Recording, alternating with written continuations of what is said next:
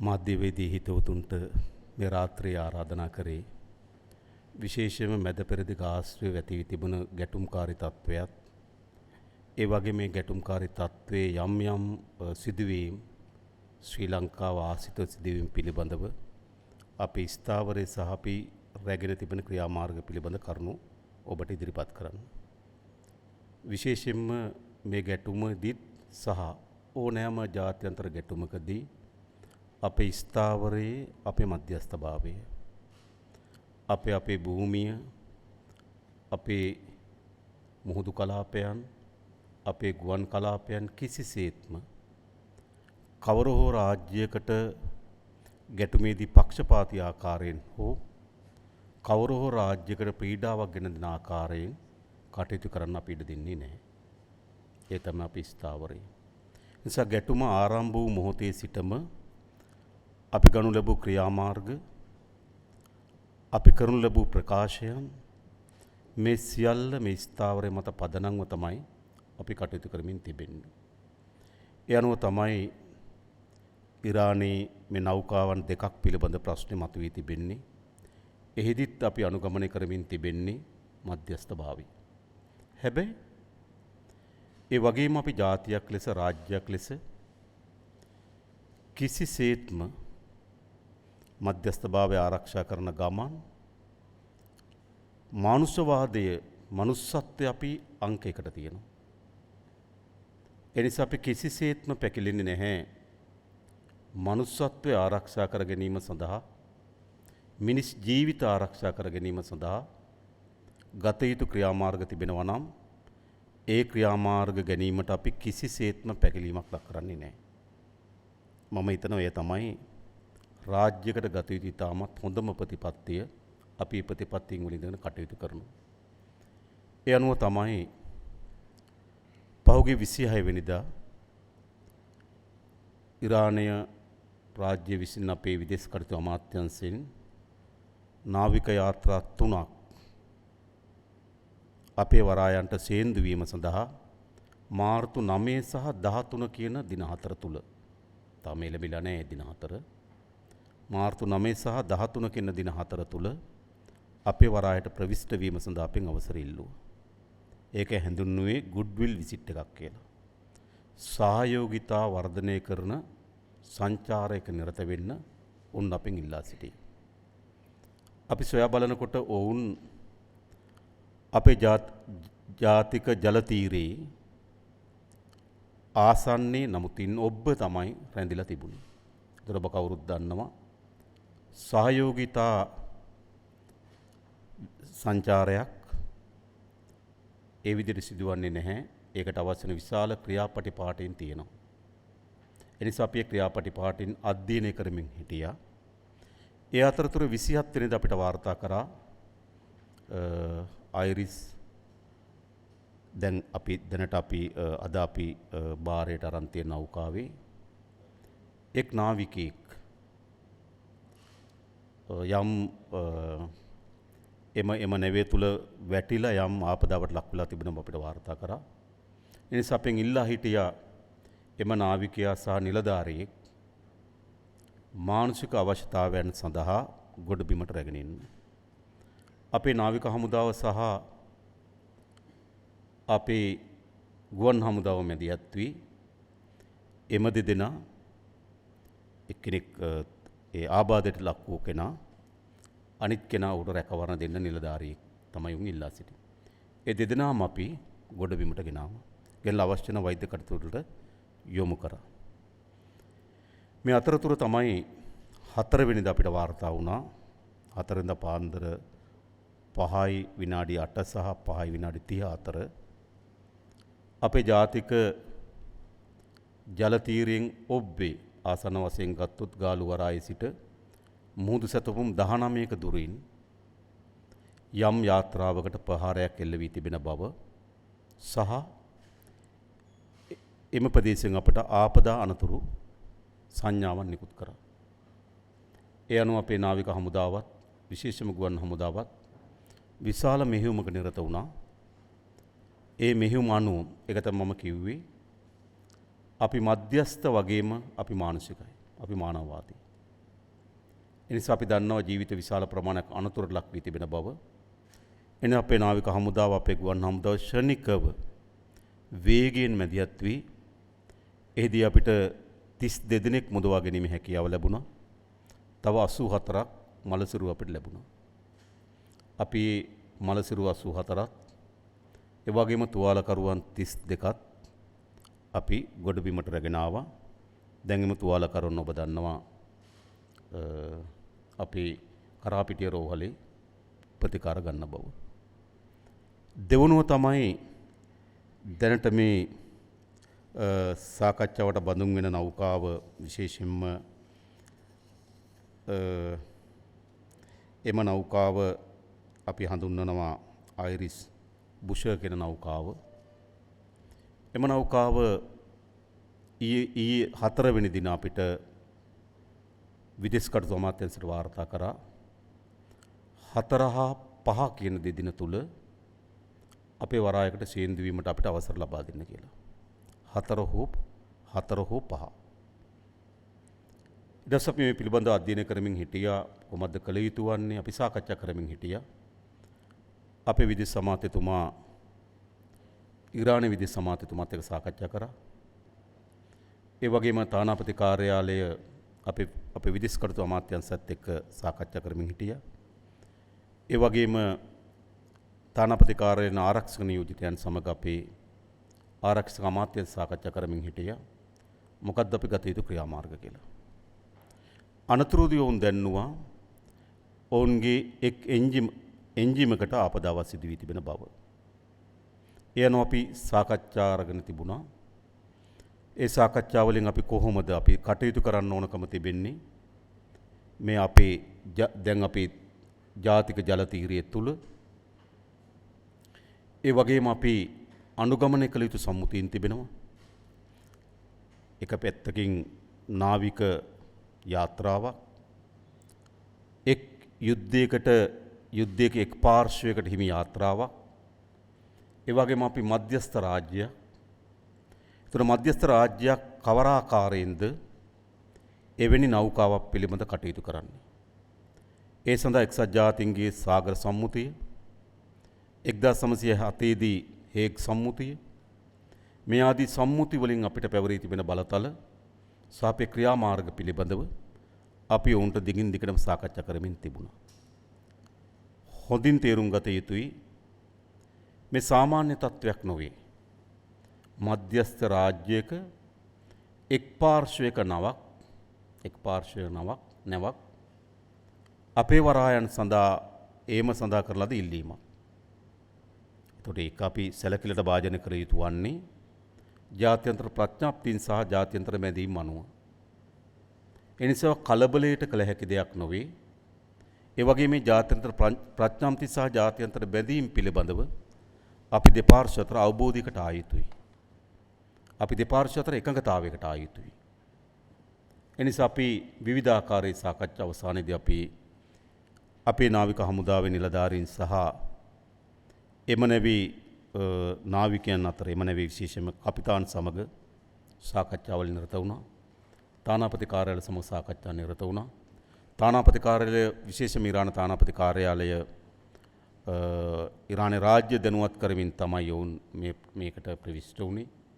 එනිසාම සාකච්ඡාවලින් අනතුරුව අපි අපේ යෝජනාව වුණේ අපි මෙම පිරිසත් මෙම නැවත් අපේ භාරයට අපි ගන්න ලෑස්ති. ඒ සඳහා අපි අතර එන සම්මුතින් සහ එකඟතාවයන් තමයි අපි සාකච්ඡා කරගත යුතු වන්නේ. ඒ අනුව අපි නැවේ ඉන්න පිරිස මුදවා ගැනීම සඳහාත් ඒ වගේම නැව ස්ථානගත කරන්නේ කොතනද කියන එක පිළිබඳවත් අපි පොදු එකඟතාවයකට ආවා. මොකද අපි දන්නවා අපේ කොළඹ වරාය ආසන්නයේ මෙම නාවික යාත්‍රාව තිබුණත් කොළඹ වරාය අපේ ප්‍රධානතම වාණිජ වරාය. ඒ වගේම මෙවැනි නෞකාවක් අපේ ප්‍රධාන වාණිජ නගරයේ වරාය තුල රඳවා තබා ගැනීම ඒක අපේ නාවික කර්මාන්තර විශාල බලපෑමක් ඇතිවීම අනතුරක් තියෙනවා. සමහර සිපින් ලයින් සාකච්ඡා කරමින් තිබෙන ඉන්ෂුරන්ස් වැඩි කිරීම දක්වා යායක අනතුරක් තිබෙනවා. එනිසා අපි තීරණය කරා එම නෞකාව අපි කොළඹ වරායට රැගෙන ඉන්නේ නැහැ. අපි එම නෞකාව ත්‍රිකුණාමල වරායට රැගෙන යනවා. හැබැයි ත්‍රිකුණාමල වරායට රැගෙන යන කලින් එහි ඉන්න පිරිස අපි කොළඹ වරායට ළඟා කරගන්න කැමතියි. ඒ අනුව අපේ නාවික යාත්‍රාවන් එම යාත්‍රාව සමීපයට ගිහිල්ලා මේ වන විටත් එම අය මුදවා ගැනීමේ කාර්යය අපි නිරත වෙමින් සිටිනවා. දැන් අපිට වාර්තා වෙලා තිබෙන විදිහට අපි 208 දිනක් අපි ගොඩබිමට රැගෙන ඉන්න සූදානම් කරලා තිබෙනවා. එයින් ඉන්නවා නිලධාරීන් 53ක් ඉන්නවා. කැඩෙට් නිලධාරීන් 84ක් ඉන්නවා. ජ්‍යෙෂ්ඨ නාවිකයන් 48ක් ඉන්නවා. නාවිකයන් 23ක් ඉන්නවා. මේ 208 අපි එම නෞකාවෙන් අපේ යාත්‍රාව වෙත රැගෙන කොළඹ වරායට ගේමේ කටයුතු දැන් අපි ආරම්භ කරලා තිබෙනවා. ඒ වගේම අනතුරුව එම නැවට අවශ්‍ය කාර්ය මණ්ඩලයත් අපේ නාවිකයන් එක්ක ඒකාබද්ධව එම යාත්‍රාව ත්‍රිකුණාමල ප්‍රදේශයට ගෙනියන්න ත්‍රිකුණාමල වරාය ආසන්නට ගෙනියන්න අපි සැලසුම් කරලා තිබෙනවා. ඒතර යාත්‍රාව අපි මේ ප්‍රදේශයට ගෙනන්න උත්සාහ කරන්නේ මෙම කණ්ඩායම ගොඩබිමට ළඟා කර ගැනීම සඳහා අවශ්‍ය කටයුතු සූදානම් කරාට පසු. එනිසා මම හිතන්නේ අපි ඊටමත් පැහැදිලි ස්ථාවරය අපි අනුගමනය කරලා තියෙනවා. අපි කිසිදු රාජ්‍යයකට පක්ෂපාතීව හෝ කිසිදු රාජ්‍යයක යටත් වීමකට යටත් අපි කටයුතු කරන්නේ නැහැ. අපි ස්වෛර රාජ්‍යයක්, ස්වාධීන රාජ්‍යයක්. ඒ වගේම අපිට රාජ්‍යයක් හැටියට අපේ මුහුද පිළිබඳ වගකීමක් අපිට තිබෙනවා. අපේ රාජ්‍ය පිළිබඳ වගකීමක් අපිට තිබෙනවා. අපේ ජනතාව පිළිබඳ වගකීමක් අපිට තිබෙනවා. එයත් අපිට ප්‍රමුඛයි. අපි තීන්දුව తీරන ගත යුතු වන්නේ අපේ ජනතාව අපේ මුහුදු තීරයේ මුළුමනින්ම අවධානයට ලක් කරමින් අපි තීන්දුව తీරන ගත යුතු වන්නේ. අපි තීන්දුව తీරන ගත යුතු වන්නේ අපේ ජනතාවද අපේ මාතෘ භූමියද පිළිබඳව ප්‍රමුඛතාවයේ ඉලහා. එනිසා මොන අන්ධහැරයන් එළිය තිබුණත් මොන මොනවද බලපෑම් නේද ඔය මොනවා තිබුණත් අපි කිසිවකට කලබල වෙන්නේ. අපේ ස්ථාවර බවට පත් උනේ අපේ මධ්‍යස්ථභාවය ආරක්ෂා කරගෙන අපේ මානවවාදය අපි ඉස්මතු කරන්නේ කොහොමද? කිසිදු පුරවැසියෙක් මෙවැනි අනවරත යුද්ධයකින් මේ ආයුතු කියලා අපි විශ්වාස කරන්නේ නැහැ. අපි රාජ්‍යයක් හැටියට අපේ ප්‍රවේශය බවට පත් වෙන්නේ සෑම පුරවැසියන්ගේ ජීවිතය තමන්ගේ ජීවිතය හා සමාන කරමින් සැලකීම තමයි අපේ අපේක්ෂාව. ඒ අනුව තමයි අපි මේ තීන්දුව తీරන අරගෙන කටයුතු කරමින් තිබෙන්නේ. ඒ අනුව වුන් අපි මුදවා ගැනීම කටයුතු ආරම්භ කරා. ඒ වගේම අපි මේ යුද්ධයේදී අපි සියලු පාර්ශ්වයන් අපි ඉල්ලා සිටින කැමති ලෝකයේ සාමය වෙනුවෙන් හැම කෙනාම තමගේ කැපවීම මේ අවස්ථාවේ අවශ්‍යයි. සාමය වෙනුවෙන් කැපවීමක් අවශ්‍යයි. මිනිස්සු මිය යනවා. විශාල ආර්ථික කුණාටුවක් හඹාගෙන යාමේ අනතුරකට අපි මුහුණ දෙලා තියෙනවා. මුළු සමාජ දෙහයන් යම් ගැටලුකාරී තත්ත්වයක් මතුවීමේ අනතුරක් මෙම යුද්ධ තත්ත්වයන් විසින් ඇති වී තිබෙනවා. එනිසා අද ශනිකව ලෝකෙට අවශ්‍ය වී තිබෙන්නේ සාමය. එනිසා අපි සියලු පාර්ශ්වයන් ඉල්ලා සිටින්නේ ඒ සාමය වෙනුවෙන් කැපවීම පෙන්වුම් කරන්න. අපි අපේ රාජ්‍යයක් හැටියට අපි ඒ සාමය සඳහා ගන්න ලැබි හැම පියවරකටම අපේ සහාය අපි ලබා දෙන්න ලෑස්ති. ඒ අනුව තමයි අපි මේ ක්‍රියාමාර්ග ගන්න ලැබුවේ. විශේෂයෙන්ම මේ සාකච්ඡාවට මා සහභාගී වෙන්න කල්පනා කරේ. මා දැක්ක අද දවස පුරාම මේ පිළිබඳව ඊටමත් අසත්‍ය අතාර්කික සමහර ඒවා චෝදනා මුඛයෙන් සමහර ඒවා විවේචනාත්මක මුඛයෙන් සමහර ඒවා බියවැද්දීමේ අරමුණින් මා දැක්ක විශාල සාකච්ඡාවක් අපේ රටේ මතුවී තිබුණා. හැබැයි ඔක්කොම මැද්දේ අපි රජයක් හැටියට අපේ රටේ කීර්තිය අපේ රටේ ගෞරවය ආරක්ෂා වන ආකාරයෙන් සහ මිනිස් ජීවිත ආරක්ෂා කරගන්න ආකාරයෙන් සහ රාජ්‍යයක් ලෙස අපේ බැඳී තිබෙන ජාත්‍යන්තර සම්මුතින් වලට අපේ කැපවීම පෙන්눔 කරන ආකාරයෙන් තමයි අපි මේ මැදිහත් වීම කරේ. මා හිතනවා මේ මැදිහත් වීම දැන් අපි කරමින් ඉන්නවා. එය තමයි මේ මොහොතේදී රාජ්‍යයක් හැටියට අපි ගත යුතු ඉතාමත් නිර්භීත වගේම මානවවාදී ක්‍රියාමාර්ගය. අපේ ක්‍රියාමාර්ගය දැන් දියත් කරලා තිබෙනවා. මේ කරුණු කීපය තමයි මට ඔබට ඉදිරිපත් කරන්න තිබුණේ. ඊට අමතරව මේ අදාළ යම් ප්‍රශ්න හෝ ගැටලු තිබෙනවා නම් ඔබට විමසන්න පුළුවනි.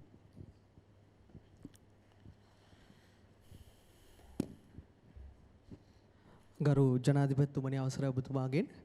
ජනාධිපතිතුමනි අපි අද දවසේදී දැක්ක විපක්ෂයේ മന്ത്രിවරයෙක් මේ මොහොතේ දරුවන් 300ක් සිට නෞකාවක් අපට උදව් කළ හැකි මුහුදු සීමාවේ තිබෙනවා කියලා යම්කිසි ප්‍රකාශයක් අද දවසේදී පාර්ලිමේන්තුවේදී සිදු කරනවා. දැන් ඔබතුමා සඳහන් කරපු කාරණේත් එක්ක අපිට දකින්න පුළුවන් මේක යථාර්ථය අපි හොඳටම දැන් දන්නවා.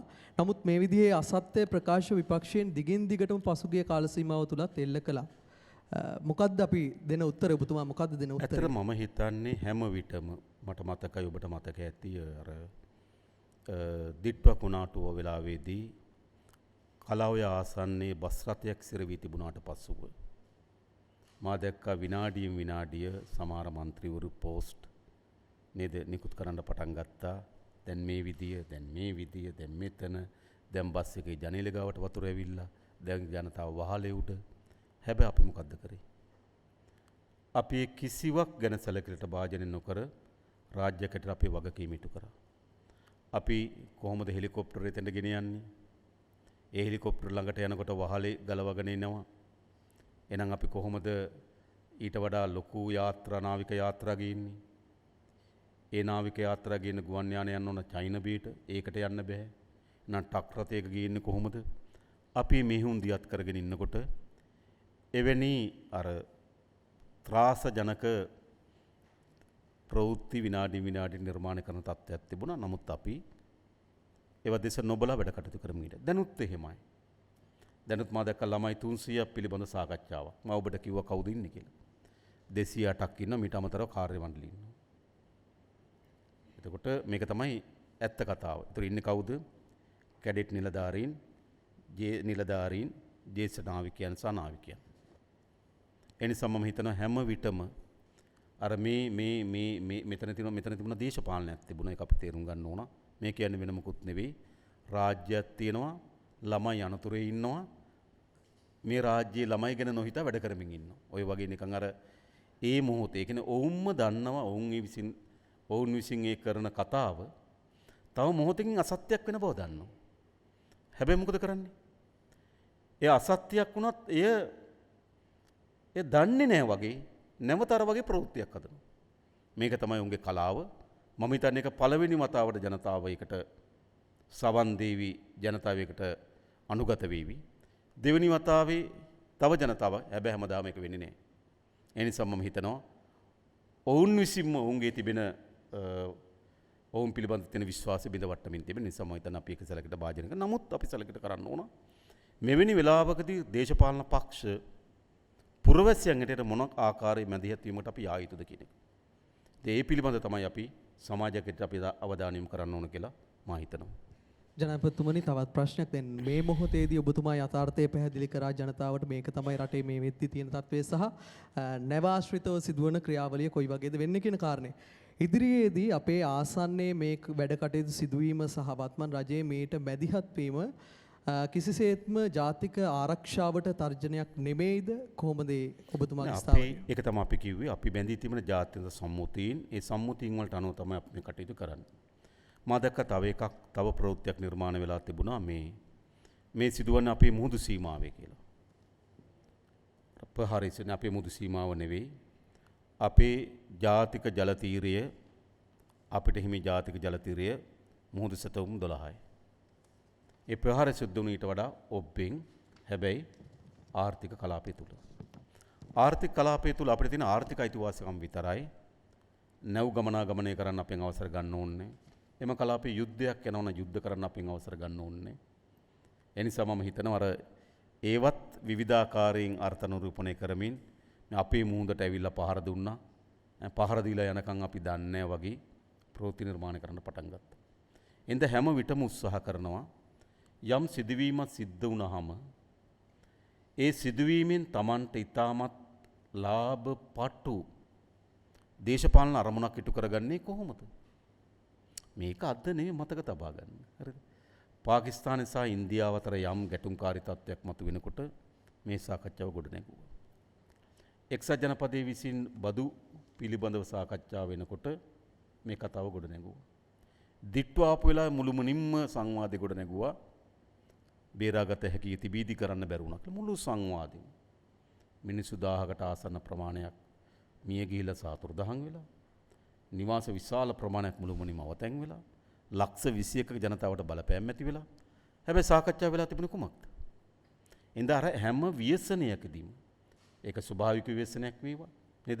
කවර හෝ අර්බුදයක් වේ හැම අර්බුදයක් මේගොල්ලෝ ඒක ජාත්‍යන්තර විසින් සිදුවන යම් ගැටුම්කාරී තත්ත්වයක් වෝ හැම එකකම ඔවුන් ඊට හොඳින් සිත් පිනා යමින් ඒකේ යම් වාසියක් උකහා ගන්න දරන උත්සාහයක් තියෙනවා.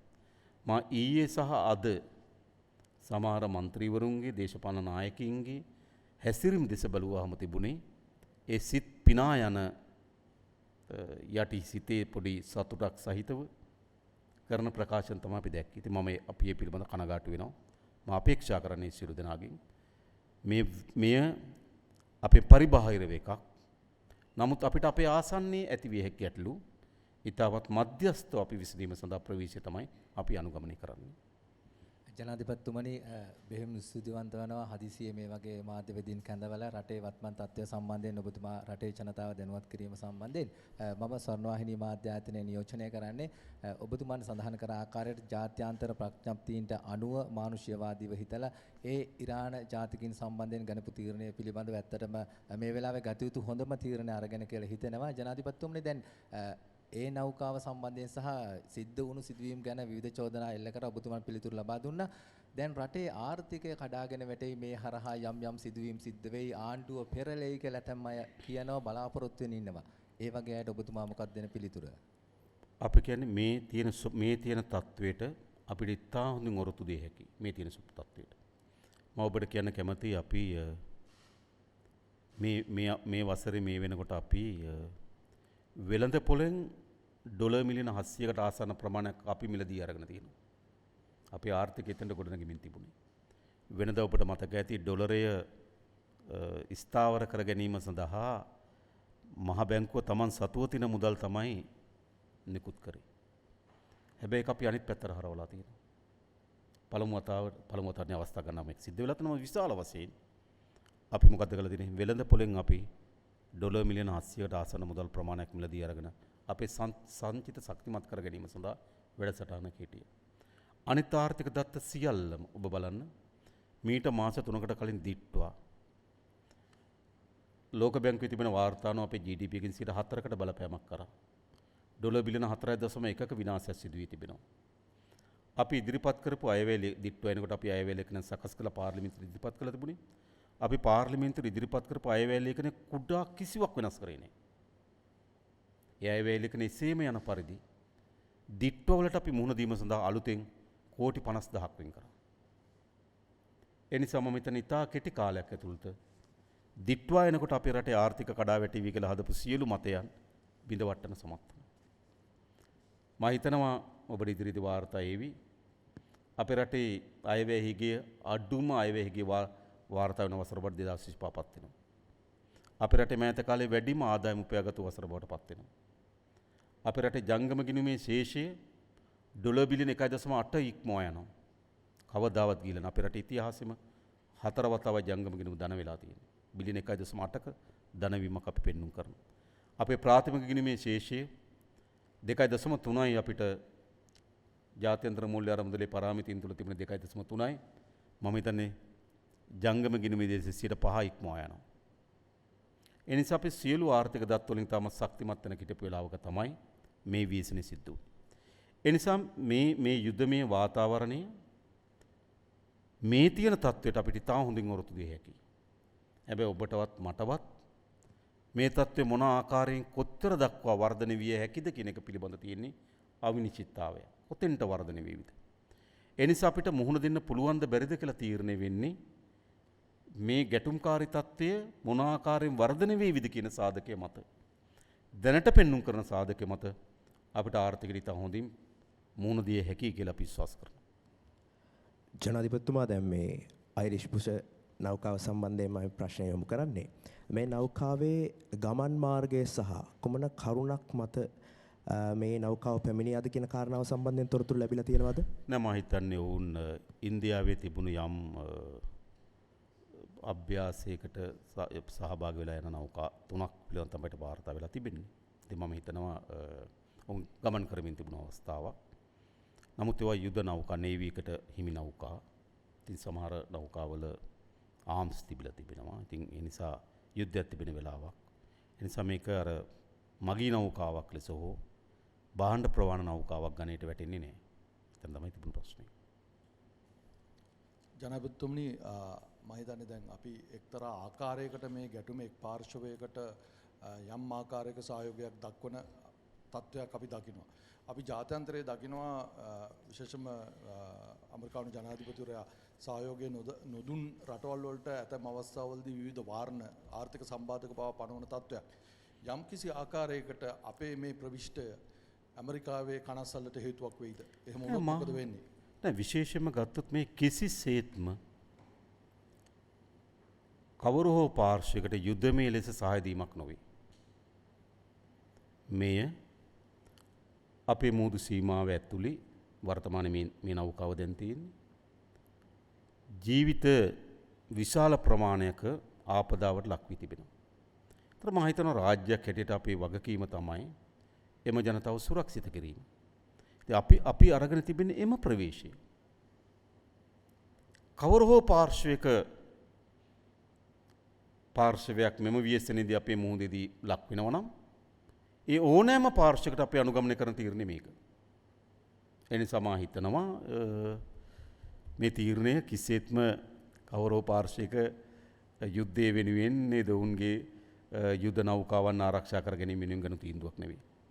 අපි මෙතෙන් සිට කටයුතු කරන්නේ විශේෂයෙන්ම 1907 හේග් සම්මුතියට සහ අපි අතර තියෙන සාගර සම්මුතියින් පිළිබඳ තිබෙන ප්‍රඥප්තියට අනුරූපව. ඒ ප්‍රඥප්තියින් අපි කවුරුත් බැඳී තිබෙන ප්‍රඥප්තියින්. ඇත්තන ප්‍රශ්න කළ යුතු වන්නේ එම ප්‍රඥප්තියින් වලට අනුව අපි කටයුතු කරන්නේ නැත්නම් තමයි කවර හෝ රාජ්‍යයක අපි ප්‍රශ්න කළ යුතු වන්නේ. මෙවැනි විශේෂයෙන්ම අපි වගේ දූපත් රාජ්‍යයකට කියන්නේ අපි වගේ මේ මුහුදු සීමාවන් තිබෙන රාජ්‍යයකට මේ ප්‍රඥප්තියන් අතිශය වැදගත්. කවර හෝ කෙනෙක් අපිව ප්‍රශ්න කළ යුතු වන්නේ මෙවැනි ව්‍යසනයකට මුහුණ දී තිබියදී එවැනි ප්‍රඥප්තියන්ට අනුව කටයුතු නොකළේ ඇයි කියන එක තමයි මම හිතන්නේ. ඒගොල්ලෝ අපෙන් ප්‍රශ්න කළ යුතු වන්නේ කවර හෝ කෙනෙක් ප්‍රශ්න කරනවා. නමුත් අපි ඒක අත්හැරලා නැහැ. ඒ නිසා මම හිතන්නේ අපි සියලු දෙනාම එකඟ වී තිබෙන ප්‍රඥප්තියට අනුව තමයි අපි කටයුතු කරන්නේ. මේ පියවර ක්‍රියාත්මක කිරීමේදී යම් ආකාරයකට ඇමරිකානු තානාපති කාර්යාලයට තොරතුරු කාන්දු කිරීමක් හෝ ඔවුන් සමග යම් කිසි සාකච්ඡාවක් පැවැත්වුවාද? එහෙම නැත්නම් මේක සම්පූර්ණයෙන්ම අපේ ස්වාධීන තීරණයක්ද? මේක අපේ ස්වාධීනත්වය පිළිබඳ එකක්. නමුත් අපි රාජතාන්ත්‍රික ලෙස මෑත කාලේ ඔබට මතකද අපේ විදේශ සමත්තුමා පෞද්ගලිකවම අපේ විදේශ අමාත්‍යාංශ මේ ඇති වී තිබෙන වර්ධනයන් පිළිබඳව විවිධ රාජ්‍යයන්ක අපි සාකච්ඡා කරමින් හිටියා. එමෙතු කවර හෝ රාජ්‍යයක බැඳීමකට යටත්ව අපි මේ ක්‍රියාමාර්ග ගන්නව නෙවෙයි. තවත් ප්‍රශ්න කිහිපයක් තියෙනවා. ජනාධිපතිතුමනි මේ වගේ විශේෂ අවස්ථාවලදී මම දන්නවා ඒ කියන්නේ රටේ විශේෂ අවස්ථාවකදී එක්කෝ ආපදා අවස්ථාවකදී එහෙම නැත්නම් යම්කිසි අර්බුද අවස්ථාවකදී ඔබතුමා පුරුද්දක් විදිහට පාර්ලිමේන්තුවට ඇවිල්ලා ඔබතුමාගේ අදහස් ප්‍රකාශ කිරීම කරනවා, ස්ථාවරය පැහැදිලි කරනවා. ඇයි අද දවසේ ඒක වුණේ නැත්තේ? ඇයි රටේ ස්ථාවරය, ආණ්ඩුවේ ස්ථාවරය, රජයේ ස්ථාවරය මේ විදිහට කියන්න පරක්කු වෙන්නේ? විශේෂම එකක් ඔබට ප්‍රශ්න අහන්න අවස්ථාව දීම. මොකද මම පාර්ලිමේන්තුවට ගියා නම් මම සකස් කරන ලද කතාවක් ඉදිරිපත් කළා එන එක. නමුත් අතර ඊට වඩා ප්‍රමුඛ වුණේ පාර්ලිමේන්තුව මම හිතන්නේ 5ට වගේ අවසන් වුණා. අපේ මේ කාර්යය ඒක මම හිතන්නේ ඔබට මම හිතන්නේ අපි ඉතාමත් කෙටි කාලෙකින් තමයි දැනුම් දුන්නේ. මොකද අපි මේ සාකච්ඡාව හිටපු නිසා. ඒ සාකච්ඡාව අවසන් වූ වහාම තමයි අපි මේ ක්‍රියාමාර්ගයට අවතීර්ණ අපි අඩුම තරමේ අපි එම නෞකාවේ කීප දෙනෙක් හරි අපේ නෞකාවට ගත්තාට පසුව තමයි මේ ප්‍රකාශ කළ යුතු. මොකද නිරන්තරයෙන් මම කියන්නේ නිරන්තරයෙන් වෙනස් වීම සිදු වුණා. නිරන්තරයෙන් සම්මුතින් පිළිබඳ සාකච්ඡාවන් තිබුණා. ඒතර අපි අර අවසානයේදී එකඟතාවයේ සහ ඒකඟතාවයේ ක්‍රියාවට නැගීම කියන දෙකම ඉටු වුණාම තමයි මම හිතන්නේ අපි මේ ප්‍රකාශ කිරීම වැදගත් උනේ. ඒ වගේම තමයි මේක රාත්‍රියේ වුණත් කරන්න සිද්ධ වුණේ. එහෙම නැත්නම් මේ තීන්දුව පිළිබඳ විවිධ වෙනස් අර්ථකථනයන් දැන් අර ගන්නෙ නැහැ කියලාපු ඒ කියන්නේ ගන්නෙ නැහැ කියලා හදපු බියගැන්වීම් දෝෂාරෝපණයන් චෝදනාවන් තියෙනවනේ. ඊට පස්සේ පටන් ගන්නවා ගත්තට පස්සේ අපි දන්නවනේ මේ එකම කෙනා නේද? එකම මුවින් මේ දෙකම කියනවා. ඒ නිසා තමයි අපි කල්පනා කරේ ගත්තට පසුව ඇතිවිය හැකි తত্ত্বය තවත් විශාල ආందోලනයක් සහ විශාල අසත්‍යයන්ගෙන් පිරෙන්න පුළුවන්කම තිබෙනවා.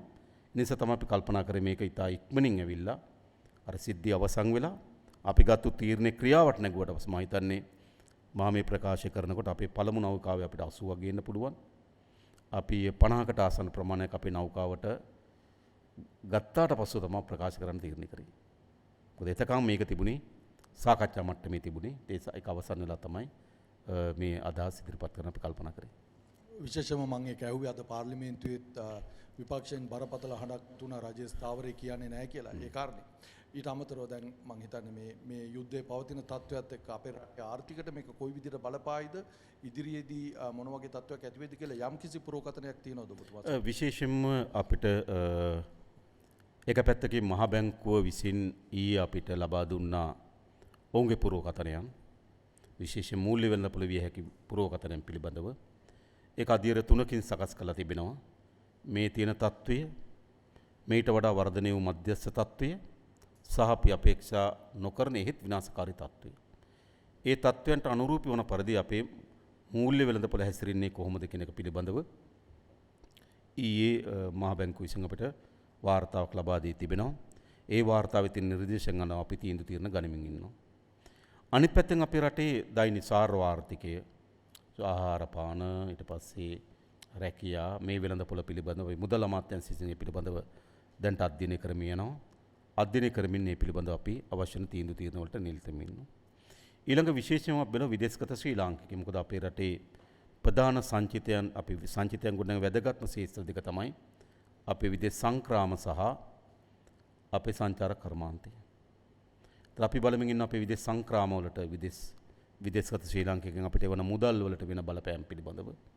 ඒක මේ අධීරදී මොන බලපෑමක් හේවිද ඊළඟ මොන බලපෑමක් හේවිද. ඒ වගේ මේ පුරවැසියන් මේ අධීරයේදී ඒගොල්ලෝ ජීවිතේ සුරක්ෂිත කොහොමද? මේට වඩා වෙනස් තත්ත්වයකට පත් වුණොත් ඒගොල්ලෝ අපිව ආරක්ෂාව ලංකාවට ගෙනින්නේ කොහොමද? ඒ පිළිබඳ සැලැස්මක් අපි සාකච්ඡා කරමින් තිබෙනවා. ඊළඟ ලංකාවට පැමිණි සංචාරකයන් ආරම්භයේම පැමිණි සංචාරකයන් අපි ආරක්ෂා කරගන්න ඕනකම තියෙනවා. මොකද අපි පැමිණි සංචාරකයන් හොඳින් රැක බලා ගන්නවා කියන පණිවිඩයම තමයි අපේ සංචාර කර්මාන්තයේ වර්ධනයට හේතු වෙන්නේ. ඒ නිසා අපි සංචාරකයන් සඳහා ආකාර 3ක සංචාරකයන් ඉන්නවා. ඒ ආකාර 3ේම සංචාරකයන් පිළිබඳ අපි වැඩපිළිවෙලක් හදලා තියෙනවා. අපි හෝටල් එහෙම යන සාකච්ඡා කරලා තිබෙනවා. සංචාරක කර්මාන්තයට කැඳවන ඒජන්සිස් එක්ක අපි සාකච්ඡා කරා. ඒ වගේ තනියම එන බෑක්පැක් වගේ තනියම පුද්ගලයන් කොහොමද ඒගොල්ලන්ගේ අපි සුරක්ෂිතව තහවුරු කරන්නේ. ඒ වගේම අපි ඔවුන්ට සති දෙකක නිදහස් වීසා බලපත්‍රයක් ලබා දෙන්න තීරණය කරා. ඒ වගේම අපේ යාලංකා එක උත්සාහ කරනවා ඔවුන්ට අලුත් ගමනාන්තයන් හරහා මේ ඔවුන්ගේ මාතෘභූමිය දක්වා ගෙන යන කැඳවන්නේ කොහොමද කියලා සංචාර කර්මාන්තයට අපි අවධානය යොමු කළා. විශේෂයෙන්ම බැලුව අපේ වරාය එකක් තමයි අපේ වරායේ ඇවිල්ලා ට්‍රාන්සිට් ඇවිල්ලා ඊළඟ මැද පෙරදිගට යන්න තිබුණු කන්ටේනර්ස්. ඒතර ඒවා අපි බාර ගන්න ඕන. මොකද ඒවා අපේ වරායට ඇවිල්ලා ට්‍රාන්සිට් වෙන්න තිබුණේ. ඒතර ඒවා අපේ වරායට එනවා. දෙක සමහර වරායන් තිබුණ අපේ කොළඹ වරාය හරහා මැද පෙරදිග යන. ඒතර මැද පෙරදිග ගිහිල්ලා ඒ කන්ටේනර්ස් ඒගොල්ලන්ගේ වරායන්ට බාර දෙන්න නියමිතව තිබුණේ. නමුත් මැද පෙරදිග යන්නේ නැති නිසා කොළඹ වරායේ සිට තමයි යන්න තිබුණේ. ඒතර ඒගොල්ලන්ට අපි සමහර නැව් සමගම අපි ඉල්ලලා තියෙන ඒ කන්ටේනර්ස් වලට අපි සාහනයක් දෙන්න බැරිද කියලා අපි උත්සාහ කරන අපේ වරාය සංකීර්ණේ වරාය භූමි ප්‍රදේශයේ කන්ටේනර් ගාල් කිරීම සඳහා ප්‍රමාණවත් නැත්නම් එළිය ගාල් කරන්න. ඒ සඳහා අපි කස්ටම් එකත් එක්ක සාකච්ඡා කරලා අපි භූමි කීපයක් හඳුනාගෙන තියෙනවා. ඒ භූමි වලට ගිහිල්ලා අපිට අර කන්ටේනර්ස් ටික ගබඩා කරන්න පුළුවන්. මොකද අපි ඒ අපේ නාවික කර්ම අපේ වරාය සංවර්ධනට වරාය ආදායමට ඒ සිපින් ලයින් විශාල සේවාවක් සපයනවා. අපි උන්ටත් අපේ පැත්තේ මෙවැනි විශ්ෙන් සහාය ලබා දෙන්න ඕන. අපි ඒ පිළිබඳ අවධානය යොමු කරලා තිබෙනවා. ඊළඟ ගත්තොත් අපේ අපනයනය විශේෂයෙන්ම අපි දන්නවා තේ අපනයන විශාල පංගුවක්. ඉතින් අපි ඒ කර්මාන්තයේ දැන් අපි නියලන කර්මාන්තයේ දෙන අයට පිළිබඳ අපි සාකච්ඡා කරමින් ඉන්නවා. ඒ නිසා මේ අපදා මේ තත්ත්වයේ විසින් ඍජුවම ආර්ථිකයට බලපෑම් කරන ශේෂ්ත්‍ර පිළිබඳවත් ඒ වගේම රටක් හැටියට අපි ආර්ථිකයට මුහුණ දෙන්නේ කොහොමද? රටක් හැටියට මම හිතන්නේ විශේෂයෙන්ම අපේ විදේශ සැමතුමා මේ වෙනකොටත් ඉන්දියාවේ ඉන්නේ. අද ඉන්දියාවට ගියා. අපි විශේෂයෙන්ම මේ පිළිබඳව ඉන්දියාවේදී අපිට ලබා ගත හැකි සහායම් පිළිබඳ අපි සාකච්ඡා කරන්න බලාපොරොත්තු වෙනවා. ඒ නිසා මම හිතනවා අපිට අර අපේ රටේ තියෙන ශක්්‍යතාවයත් අපේ ජාත්‍යන්තර සහායත් එක්ක අපි කොහොමද මේ තත්ත්වයට මුහුණ දෙන්නේ කියලා තමයි අපි කල්පනා කරමින් තියෙන්නේ. ඒ නිසා ඊටමත් අවධානයෙන් විධිමත් වැඩසටහන සකස් කරමින් තිබෙනවා. මම නැවත කියන්නේ නමුත් අපි අපේක්ෂා කරන මට්ටම සහ අපිට කිසිසේත්ම අපේක්ෂා නොකළ හැකි මට්ටමක් දක්වා මේක වර්ධනය විය හැකියි. ඒ කියන්නේ මා පාර්ලිමේන්තුවේදී කිව්වේ අපි සුබම දේ බලාපොරොත්තු වෙනවා. හැබැයි අපි නරකම දෙයට සූදානම් වෙනවා. ඒ ප්‍රතිපත්තිය ඉදන් තමයි වැඩ කරමින් ඉන්නේ. ඒ වගේම ජනාධිපතිතුමා දැන් මේ අයිරිස් බුෂ නෞකාව සම්බන්ධයෙන්මයි ප්‍රශ්න යොමු කරන්නේ. දැන් 208 දෙනෙකුගෙන් යුත් පිරිසක් ඉන්නවා මේ නෞකාවේ. එතකොට ඉදිරි කටයුතු කොහොමද සිද්ධ වෙන්නේ? ලංකාවට ගෙනාවට පස්සේ ඔවුන්ගේ කටයුතු කොහොමද සිද්ධ වෙන්නේ? ඔවුන් රඳවා තබා ගැනීමේ කටයුතු කොහොමද සිද්ධ වෙන්නේ? සහ ආරක්ෂිත කටයුතු කොහොමද සිද්ධ වෙන්නේ කියන කාරණා. අපි ආරම්භයක් ලෙස මේ අපේ වැලිසර නාවික හමුදා කඳවුර වෙත ගෙන යාමට බලාපොරොත්තු වෙනවා. ආරම්භයේදී අපි ඔවුන්ව මේ වෛද්‍ය පරීක්ෂණයකට භාජනය කළ යුතුයි. ඒ සඳහා අපි දැන්ට වැඩ කර සූදානම් කරලා තිබෙනවා. ඊළඟ ඒගොල්ලෝ නිසි පරිදි රෙජිස්ටර් කරන ක්‍රමවේදයකට යන්න ඕනකම තිබෙනවා. ඒ වගේම ඔවුන්ට අවශ්‍ය ආහාර පානත් ඒවා ලබා දෙන්න ඕන. ඉතින් අපි ආරම්භයක් ලෙස අපි ඔවුන් වැලිසර කඳවුර වෙත ගෙන යාම තමයි අපේ අපේක්ෂාව තියෙන්නේ. ඒත් එක්කම ජනාධිපතිතුමනි දැන් මේ යාත්‍රාව ස්ථානගත කරනවා කිව්වා ත්‍රිකුණාමල වරායි. එතකොට කොහොමද ආරක්ෂාව ලබා දීම පිළිබඳ මේ සම්බන්ධයෙන් තියෙන තත්වය? මම හිතනවා අපි යුද්ධයට බැඳියත් වූ පාර්ශවයක් නෙවෙයි. මේ නම අපේ බාරයේ තියෙන්නේ. ඒ නිසා මම හිතනවා ජාත්‍යන්තරයේ යුද්ධයට සම්බන්ධ වුණු සෑම පාර්ශවයක්ම මම හිතනවා ඒ පිළිබඳ අවධානයෙන් කටයුතු කරાવી කියලා.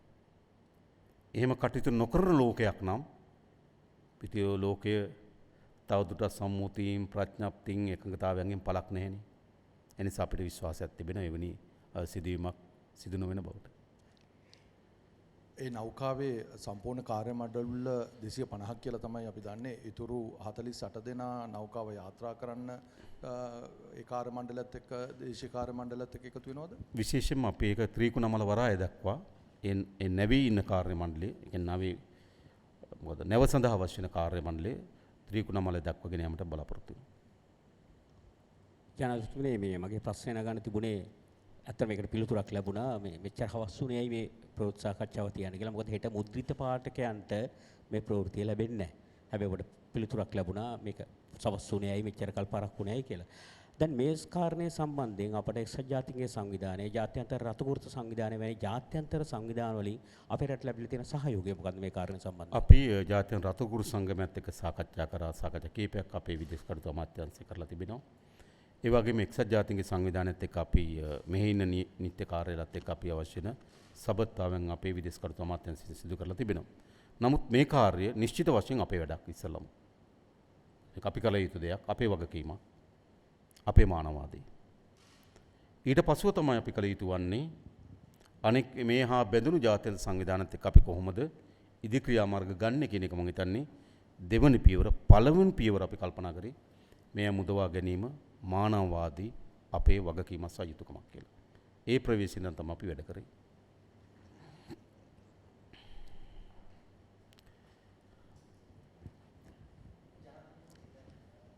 මේ ආසන්න රටවල් ගණනාවක ඉන්න ශ්‍රී ලාංකිකයින්ට වුන් බලාගෙන ඉන්නෝ දැන් මේ දැනට පවතින තත්ත්වයක් එක්ක මොන වගේ වාතාවරණයක්ද ලංකාවේ තියෙන්නේ කියලා. විදේශගත ශ්‍රී ලාංකිකයින්ට ඔබතුමා දෙන පණිවිඩය මොකක්ද? මා හිතන විදේශගත ශ්‍රී ලාංකිකයින්ට විශේෂයෙන්ම මේ ගැටුම්කාරී ප්‍රදේශවල තිබෙන ජීවත් වෙන ශ්‍රී ලාංකිකයන් අපි ඉල්ලීම කියන්නේ ඒ හැම රාජ්‍යයක්ම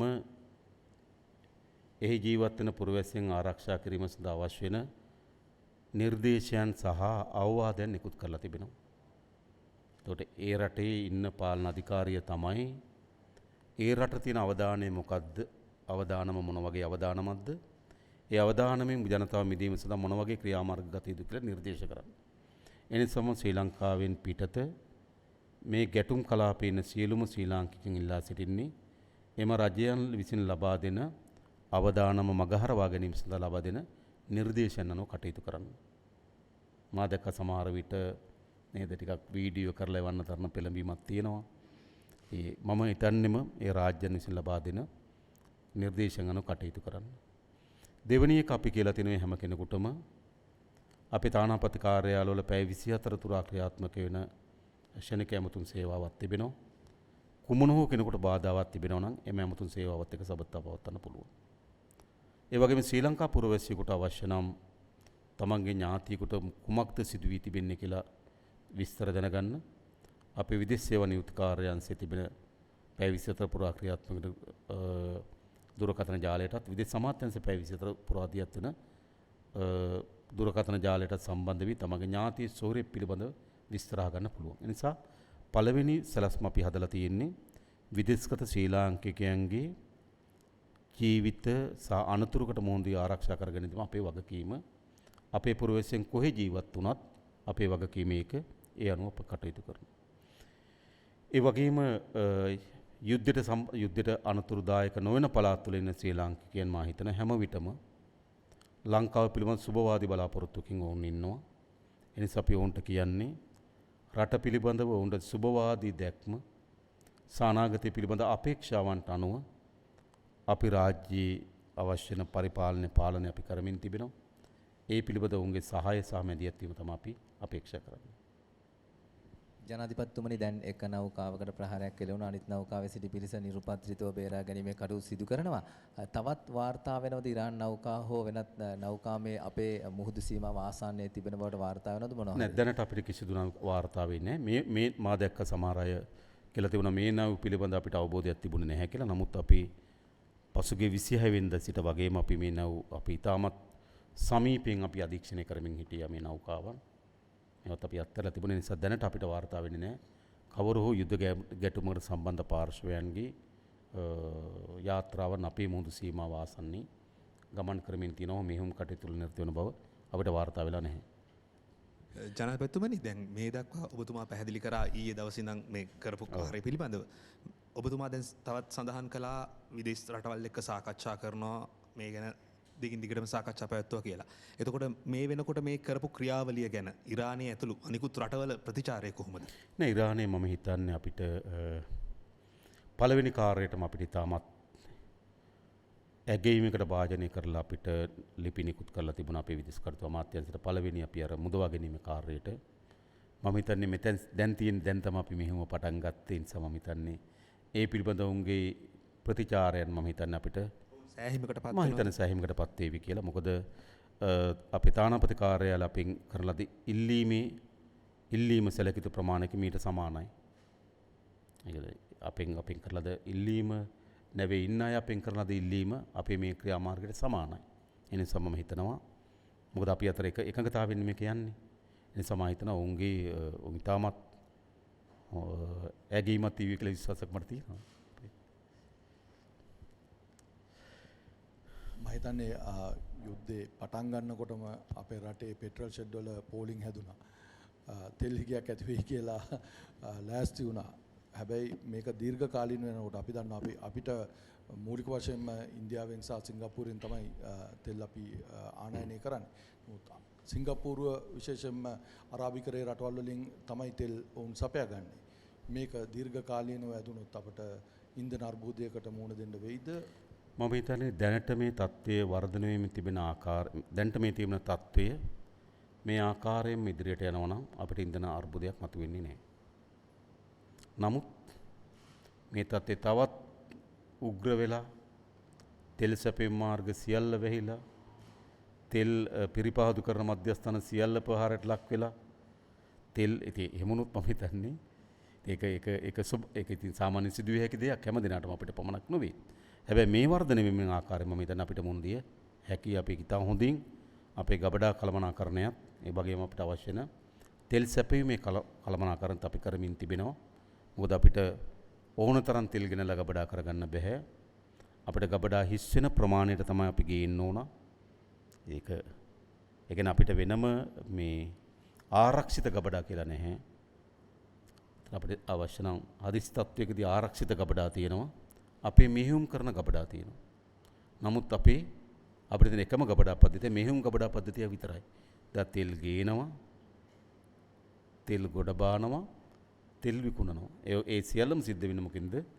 එකම ගබඩා ඒ කියන්නේ ගබඩා සංකීර්ණ වලින් දර වෙනස්ම ගබඩා සංකීර්ණ නිසා මේකේ කළමනාකරණයක් තියෙනවා. ඊට හොඳ ඊළඟ තෙල් නැව එනකොට අපි ඒ තෙල් නැව ගොඩ බාන තුල ප්‍රමාණයෙන් අපි ගබඩා හිස් කරගෙන තියාගන්න ඕන.